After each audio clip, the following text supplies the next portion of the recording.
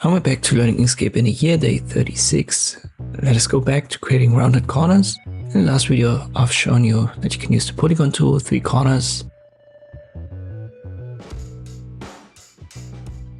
And then go to Path, Path Effects, and you can use the drop down to select corners.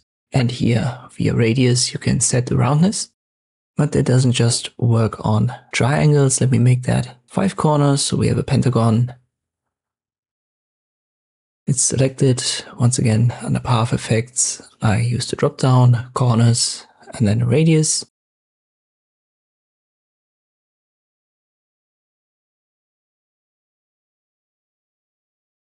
You can also select the nodes tool here and, for example, select only this corner. So in principle, this works on any shape which is a path. So I can, for example, use pen tool right here and create a fantasy shape, something very abstract.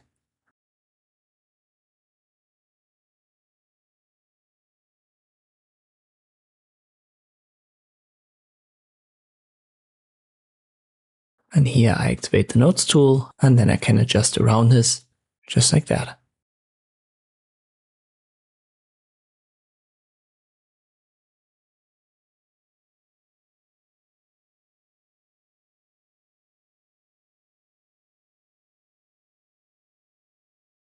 There's only one thing to mention. As I've said, this works on elements that are path elements. So if you, for example, import an image or you create a text element, this is not going to work anymore.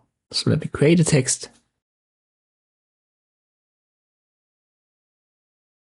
And you can see at the bottom when it's selected, Inkscape actually detects that this is a text. And here it says, so text objects do not support live path effects. So you cannot use this corner option. Same goes for images, as I've said. So when you've got an element selected and it's still grayed out, this might be the reason. It's simply not a path and therefore you can't use these path effects on it. I hope this video was helpful. Thank you for watching and I'll see you next time.